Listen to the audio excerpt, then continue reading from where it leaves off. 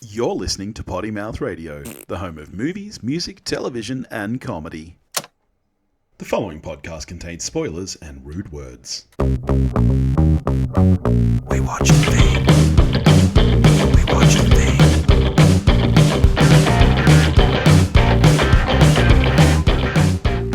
Welcome back to We Watched a Thing with Billy and Dave. You're joining us on a very special episode of what I guess we're going to call a director's spotlight. We're very, very fortunate to be chatting to Paul and Ben China, the writers and directors of the soon-to-be-released horror thriller, black comedy, a bit, Night Shift. Welcome, boys. Thanks for joining us. Thank you so much for having us. We're really excited to be talking to you chaps. Yeah, likewise. Thanks so much for having us on. So we'll get to Night Shift in a minute, but I did want to kind of chat a little bit about how you got to this point. I know your Night Shift is sort of being described as your debut film, but I mean, that's not technically true. I mean, I guess on paper it's your debut being jointly credited, but you did have a cracking little Aussie thriller, Crawl, 13 years ago now? That would probably be? Gosh, yeah. It feels that way when we shot that in Queensland. Yeah, it was that 2010, 2011 Crawl. That was a film that, a small independent film that I wrote and directed and Ben produced, and we kind of threw everything into it. That was our first foray into filmmaking. And we were fortunate that the film did well and played over, I think it was 30 international film festivals. Yeah. Played in select cinemas in the UK, wild, Australia, and over here. And then that going on the festival circuit for that film is what brought us to Los Angeles, basically. And we've been here for the last 8 years. 8 years, yeah. Gosh, yeah. Fortunately, we still have our British accents. Yeah, it was a long time ago, but it was such a crucial, important first step for us, particularly to sort of like hone our craft and to sort of poke our nose in the industry. But yeah, I mean, 30 festivals is pretty crazy. I knew it had played at Fright Fest because I've got a friend who lives over in Oxford and has some dealings with Fright Fest in terms of curating and things, I believe. So I had heard about it at the time. But it's a long while between drinks in terms of directing projects. Too long. I mean, it's so hard to make a film, you know, and with Paul and I, we just that's all we wanted to do. But then after Crawl sort of got us on that festival circuit and sort of brought us, took us back to England and it brought us over here to America. We were getting like great response from other scripts we've written, and so we ended up writing for a lot of other people, writing feature scripts like horror scripts for directors and a couple of studios, and then we worked on TV for a bit. We created a couple of horror shows that we sort of luckily sold, but they never got made. And the whole time we were doing it, we were just getting a bit frustrated because we just desperately wanted to get behind the camera again and make another film. And here we are with Night Shift. You know, it took us all those years later, but we're so glad we managed to sort of pull it together and to make something, to make Night Shift and to do it. It must be. I mean, I did read. You guys. If you look at IMDb, it doesn't look like there's a lot there, but you guys have written quite a lot of stuff from what I've read. Yeah. We were fortunate to have some of them get made. A script of ours, Sweet Virginia, got made a few years ago. Yeah. And that kind of... that was a Blacklist script, I believe, which is kind of a badge of pride, I would imagine. Yeah, absolutely. It was wonderful to see that reception over here. And it was just amazing that film got made many years later with a different director and who did a wonderful job. But yeah, then we, like I think Ben said, we ended up selling a few scripts to different studios. We worked in television for a few years. And while we were fortunate that, you know, scripts were selling and we were still writing, we were sort of getting frustrated that nothing was getting to the screen. And so by making Night Shift, it really felt like it's a directorial debut because it's from the both of us together operating as the China brothers, but it also feels like a fresh start as well. And we're just incredibly proud of the film and that we've managed to sort of get it out there. I'm just curious. I've got two sisters, an older sister and a younger sister, and I can't think of anything worse than working with them in a professional capacity. But you guys have done the whole thing from writing and not just like splitting them up, like, you know, sometimes the Coen brothers do. You guys have done both collaboratively. How does that work? How does it work when you're directing together on set with Night Shift? It just kind of feels, I don't know if it's a twin thing maybe, but it's like it feels sort of effortless really, because we're quite inseparable, and in that sort of creative field we're always just like bouncing ideas off each other, and it works so well when we're writing and behind the camera as well. It just feels effortless. I personally, I mean, I can't imagine not doing it any other way. Maybe it is a twin thing. I don't know. I think it is. You know, because like you say, with siblings, even with like non-twins, you can get frustrated at each other and you know, be very acrimonious in nature. But with Ben and I, it's always been harmonious, and we've been, you know, we consider ourselves to be extremely fortunate that we have that relationship and that two heads are better than one. And you know, making Night Shift together was just a wonderful experience, and hopefully we get to keep making many more. Yeah. Yeah, I mean, it is nice to sort of, I mean, obviously with Beck editing as well, it's a family project, I guess. It certainly is. It certainly is a family affair without a shadow of a doubt. And again, it's still harmonious. And like I think that also particularly with Beck as an editor, and she's a phenomenal editor. She by having the three of us in the editing suite, there's never any sort of arguments, because you know, it always goes, well, like if two of us have an opinion voting yes or no on a particular cut and the other person is outvoted, then we just go along with it, because we know, you know, we don't. Yeah, no one's taking it personally. Majority rules. Yeah, that's right. And it just it works that way. And that happened a number of times, you know, where like say my wife and Ben were like pushing for a particular take, and I just went with it because two voices were louder than one, and I wasn't going to fight it. So, yeah, they worked that way again to our benefit, I think. Yeah. So I believe that the film was shot during COVID, so it is quite a small cast. But that being said, it's a huge cast of names, like a big list of names. How did that happen when it's been quite a while since you guys made Crawl to going, and this is your directorial debut? How did it go, kind of pulling this film together with such caliber that you've got on set? We don't know. Yeah. Yeah, we consider ourselves like incredibly fortunate, and we're just lucky that like actors of that caliber really sort of responded to the material and really sort of responded to like the direction we want to take it in. I mean, even when you look at like, you know, we had Lamore Morris, you know, playing Teddy, and it's because when you look at in any other film, like a haunted motel film, if you look at a character of like, you know, someone who runs the motel, it's usually perceived as someone who's like very old and creepy. And we were like, well, what happens if you cast Lamore Morris? You just totally flip it on its head and have this like fresh angle into it. And obviously that appeals to an actor of his level. And same for the other cast as well. It was just, particularly with the narrative journey with the main protagonist, played by Phoebe Tonkin, it just became like really sort of compelling for them. And we're very thankful that we got them. We really are. Especially, I've got to admit, that was the hook that got me. Billy loves to tease me because I'm such a rabid Vampire Diaries universe obsessive. You stick Phoebe Tonkin on something, I'm there. And my kids are there because of H2O. Yeah, oh my God, Australian TV show.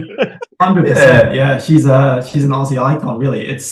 I mean, with Phoebe especially, we knew that by casting the role of Gwen, we have an actress who's on screen for, you know, 98% of the time. Yeah. And often in many, many scenes, she's by herself and she's walking around a motel and she's interacting with, you know, the building itself. And we need somebody who could hold the audience's attention, who not just had terrific acting capabilities, but had tremendous screen presence. And that was what drew us to Phoebe. And we're still thanking our lucky stars that she said yes. Yeah, and it was also like one thing I noticed, and in Crawl as well, and even in Sweet Virginia, even though you guys didn't direct it, I'm assuming some of it came from the script. You guys seem very comfortable with silence and not feeling the need to fill every moment with dialogue or score or something. And I thought Phoebe and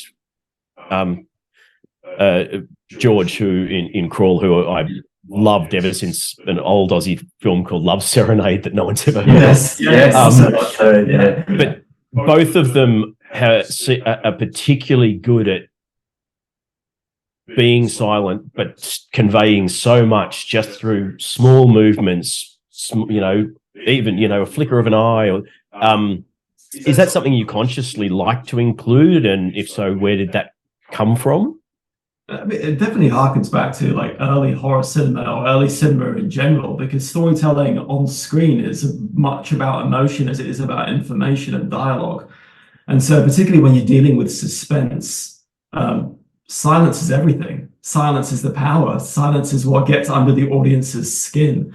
I think it was Plansky who once said that if you showed a scene of a battlefield, during the Civil War or something like that, but then you showed a scene of a woman walking down an alley at night, which is the one that's going to evoke the most suspense and tension and the most feeling or reaction from an audience, and it's the woman walking down the alley, without a shadow of a doubt, because it's also relatable. But yeah, by casting an actress like Phoebe, who has such a rare, fantastic talent, but has this dynamic, wonderful face which can hold the audience's attention and say so much without actually uttering any dialogue.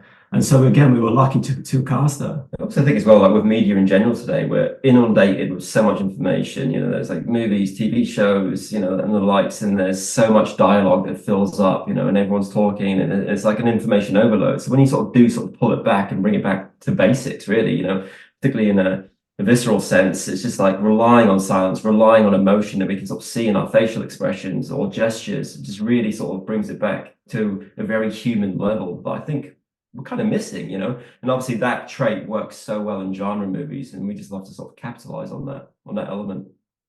Yeah.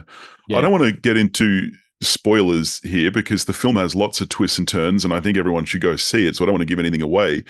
But when you guys approach a film like this and you're writing it, I'm just curious about your writing techniques and styles. Do you guys plot out the entire movie first before you sit down and start writing, or are you kind of fly by the seat of your pants writers? Is there a particular scene that you start with? Like, how did the idea come about for you guys?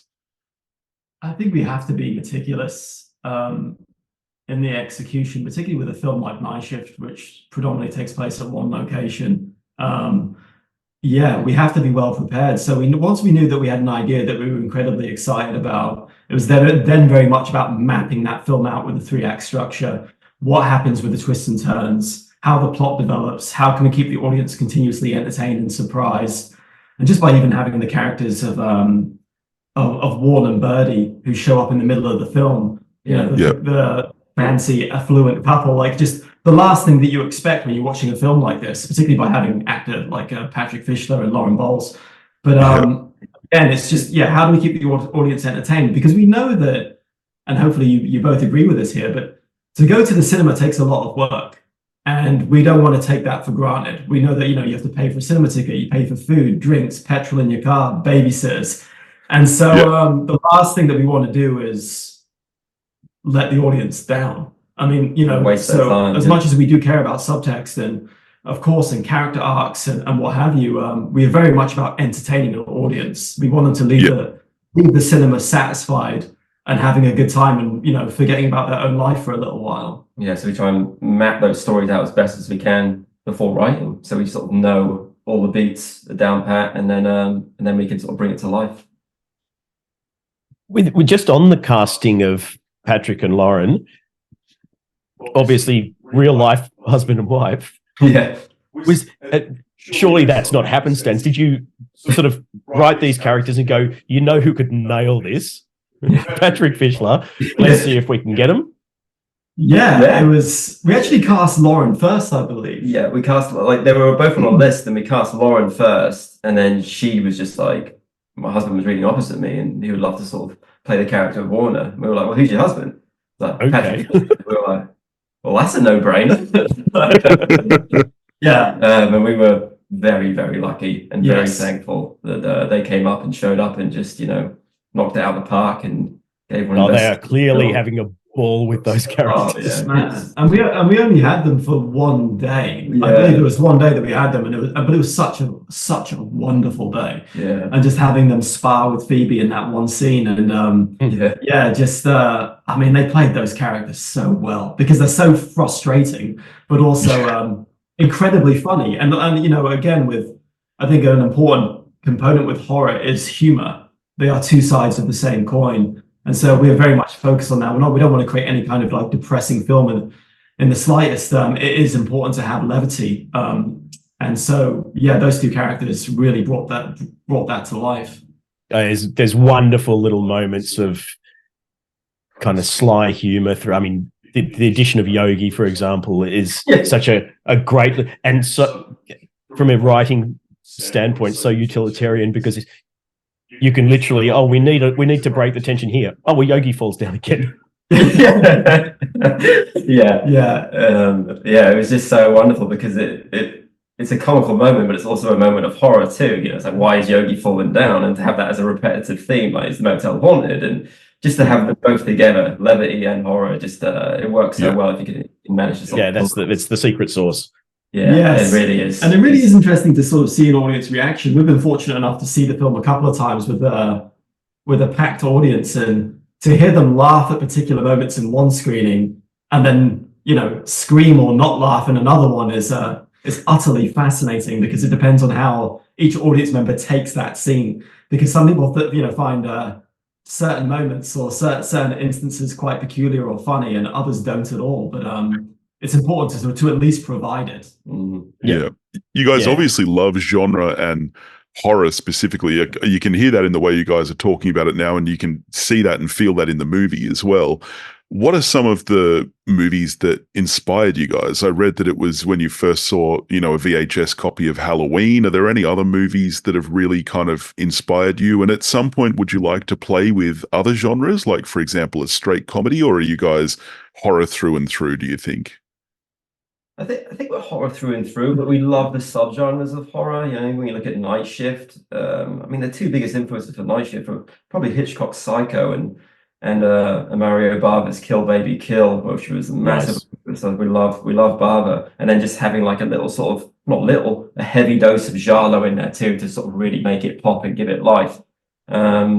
So we do love like those little pockets that you can play with. And we're always doing that, really, aren't we? I guess. Absolutely. I also find that with certain horror films, I've laughed more in certain horror films than I have in comedies. Yeah. You know, I mean, like being in a sold out screening of Get Out, I remember crying with laughter. I mean, and that film is incredibly terrifying, but also absolutely hysterical. And I think audiences do react to that, and that very much appeals to Ben and I. That again, the audience is getting the best of both worlds. Yeah. You remember the laughs as much as the scares, but again, you're not really falling into the horror comedy category. As great as that category can be, we still very much want to be a horror film, but and also, and if you can find those moments as well to like try and make the audience laugh right before a moment of horror, and vice versa, that's always like such a wonderful trick if you can do it, like which we tried to do with a few instances on Night Shift, particularly with the tongue at the end, and just like you feel like your tension is relieved, and then you get a smack in the face. But it's just funny to find those moments. I'm curious, you did touch on the writing process. When you guys are working on developing a project, are you together? Do you sort of come together and have a writing day in a room? Or are you, and I read that Neil Gaiman and Terry Pratchett used to just mail each other chapters and then get them back with notes scrawled on them. How do you approach that sort of collaborative process? I think we prefer to work together in a room, much to the annoyance of my wife. But it's it's very collaborative, and it's two heads are better than one. It's important to the most crucial stage is mapping out the film by plotting the structure, the character arcs, again roughing out sort of the beats where we want it to go, and then the fun part is actually bringing it to life in script format with the dialogue. But it's again it goes back to a twin thing, I guess, that we haven't killed each other yet, because again we just don't fall in line with that, and again so many people seem to be confused by it. How have you not murdered each other? But again it's harmonious. I guess we'll never know. Maybe we have too much grey hairs. Maybe it is. But I'm jealous of any hairs. When you were on set, and particularly, I guess I'm thinking more of Crawl, because I did read that when you foot on the crawl set for the first time. It was the first time on any set, which must have been kind of terrifying. How do you divide up duties when you're co-directing? I think I read somewhere that the Coens, one of them focuses more on working with the actors, the other more on the camera. Do you sort of do it that way, or are you just kind of both there, joined at the hip for everything? We're both there. Yeah. It's 50-50. We don't really split up the camera or the actors at all. We hopefully we feel like an actor can come up to either one of us and still get the same kind of response or answer. Yeah. Again, having the two of us, it adds to the creativity, how we feel about a shot composition or a performance, working alongside each other. Yeah, it's again, it's sort of effortless, and we consider ourselves fortunate that we do actually have each other, and we're not alone in that situation, because it is an overwhelming task and a phenomenal job as well. By the way, we count our blessings that we get to do what we love for a living. But again, it's harmonious. It is. I think the only thing we split is one of us will just say action, the other will say cut, and we just we just like that by flipping a coin. Yeah. It's just I mean, it's harmonious. It really is. We're there for everything together, really. It's making sure that Ben also has a beard and I'm clean shaven, so the actors can tell the difference. Yeah. That's it, really.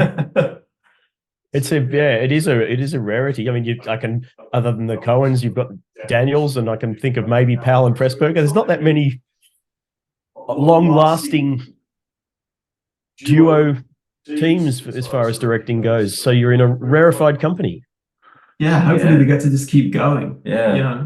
Hopefully we just get to keep doing it. It's hard work, but we absolutely love it, and hopefully we can just keep trudging on. Well, certainly from what I've read, you've got a lot of irons in the fire, as it were. I believe, is the bidding war finished on Most Evil? That's gone in production or about to? Most Evil is a script that we love, and we sold. It was in a competitive situation, and we sold to a studio. Yeah. Around the time that we set off to make Night Shift. We kind of wanted to sell one script and then go and make ours to sort of give us the energy and the heat needed off the sale, and it did. It worked in our favor. Unfortunately, it hasn't been made. So I don't know how close it's been, because it's been shopped around to a few different places since then, hasn't it? Yeah, I think it went to MGM and then they sold it to Netflix, I think, and now it's just in development hell, which means we'll never see the light of day, like most things. It's sad, really, but when it's particularly a spec script and all that creativity goes into it. But it's just the nature of the industry, which is unfortunate. But aside from that, we've written 2 other scripts that we hope to make next, that we've pushed out. We have good producers on. One's casting, one's financing. So hopefully we can get those 2 up and running this year. Oh, yeah. Amazing. So obviously you guys have done a lot of writing for other people. Has the experience on Crawl and now, of course, Night Shift, has that kind of shifted your focus towards writing projects for you guys to direct and film yourselves, or do you still enjoy writing for other people to then make away? The honest answer, no. I mean, I think we were really sort of set now on particularly just how hard it was to get Night Shift off the ground. It's years in the making, and to be able to do that, it just really sort of propels us forward that we want to just keep making films. So we're just writing scripts for ourselves, and hopefully we get those opportunities to keep doing that. As wonderful as it is to write for other people, it's never as lovely as doing it for yourself. I can imagine. I mean, I think Sweet Virginia, seeing that come to life and getting people like Chris Abbott and John Bernthal and Imogen Poots, you'd kind of go, okay, I'm kind of happy seeing my words coming out of those mouths. But the flip side could very easily, I would imagine, be the case where you're having poured your heart and soul into something, you then see it cast and, oh, look, Paulie Shaw's in it or something fabulous. Keeping the controls surely must have a benefit in that you can make sure that who you envisage when you are writing the words is the one that's on the screen saying them. Yes, absolutely. And it's an interesting experience with Sweet Virginia, because the film is actually, it's sort of quite different to the script that we wrote. Our script for Sweet Virginia had much more levity in it. And I think that the characters are a little more Coen-esque with their quirks. and what have you. And as whereas the filmmaker Jamie Dagg, who's exceptionally talented, he sort of made a very much like a Scandinavian noir type film. Yeah. That as excellent as the film is, and as wonderful as those performances are, and they were, particularly from Bernthal, it was different from the direction that Ben and I had taken on the page. So it is really interesting to see that, because it's kind of conflicting emotions. And so the tremendous benefit, of course, with Night Shift is to see come to life what we actually originally envisioned. And hopefully we can just keep doing that. Yeah, absolutely. And I'm super keen to see what you guys do next. Is Coffin Hill, are you guys working on a adaptation or something? Yeah, that was a graphic novel series that was brought to us by Warner Brothers, wasn't it? I think it was, yeah. Yeah, and then we did an adaptation for them. That was just like another one of those TV projects that you sit there, you give them a take, and everyone gets happy, and then you're like, well, now what? And it just sort of sits there in silence for a while, and then that silence becomes months, and then it becomes years. But that was a fun one. It was a fun one, yeah. Again, and that was, well, like Ben was saying, when we were kind of working in TV for a few years, and it was interesting with television because we write so much, which is why we kind of drifted over there. But by selling numerous television shows, which again, on one hand is wonderful because, people are interested in your work and you're getting paid.